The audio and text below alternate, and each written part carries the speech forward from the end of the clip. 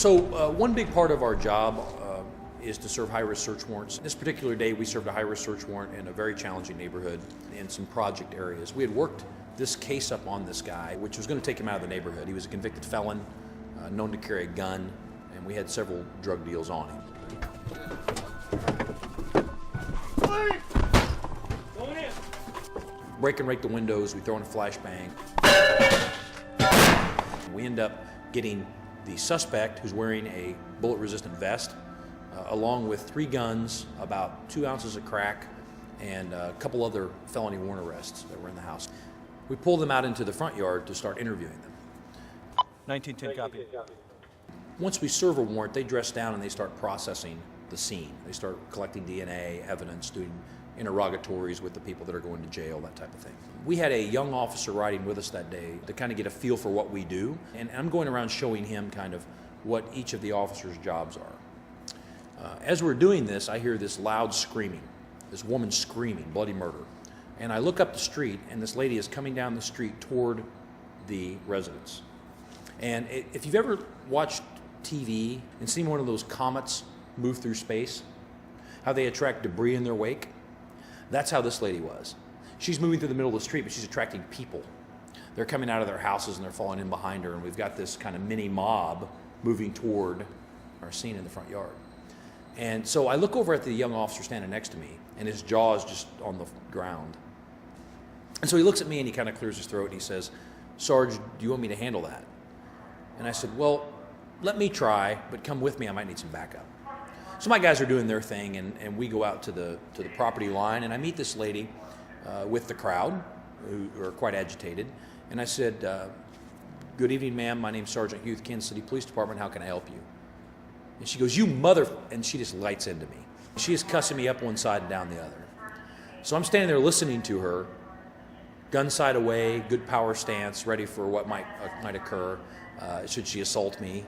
And the crowd's kind of feeding her anger. And I'm kind of an amateur when I cuss. This lady was a professional. She was conjugating verbs. So she gets through with this tirade. She stops to take a breath. And I said, "Ma'am, let me see if I understand what you're saying to me. You work 2 jobs. You bust your butt every day. You can't make enough money to fix your car, which is broken down in the driveway. That means you have to ride the bus to and from your jobs. If it's hot outside, you're standing out in the heat. If it's cold outside, you're standing out in the cold. You worked really hard today, all day long, and you think to yourself, I'm going to come home, get off my feet, but instead, you find your power's been shut off, the police have kicked in your house, your son's under arrest in handcuffs in the front yard, and all your business is out here for your neighbors to see."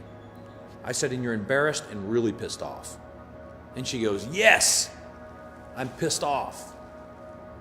So I ask her a couple more questions. She calms way down, and the crowd just disperses. They just go away.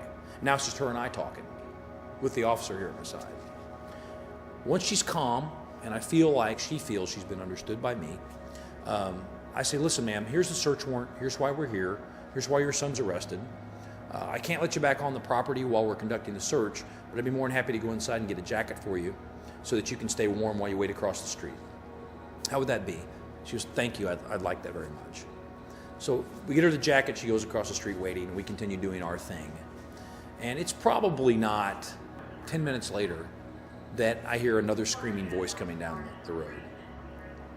And I look up, and here comes a younger lady, and she's barreling down the middle of the street. And the young officer looks at me and goes, "You want me to handle that one, Sarge?" And I said, just wait a second. And so the mother, the woman I had talked to, steps out into the street and actually intercepts her. Turns out it's her daughter. And she says, calm down, they're just doing their job." What I find out in that moment, by recognizing her personhood and seeing her as someone who has hopes, needs, fears, and dreams, just like I have, although they may be different, she still has them. Once she feels understood, she's more likely to be influenced by the content of what I have to say.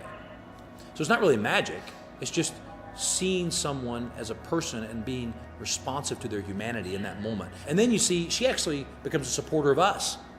Once she feels understood and she can see things from our perspective, she can support us in what we're trying to do by communicating to the daughter in a way much more effective than I could.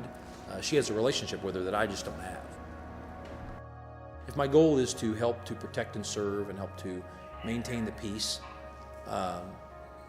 am I truly effective toward those goals if I'm policing objects versus policing people? If I'm policing people and I recognize the humanity of the people that I serve, then I provide the service to them in a way that they need. If I'm policing objects and I'm objectifying the people that are out there that I'm responsible to, then I start policing them in the way that I think they need.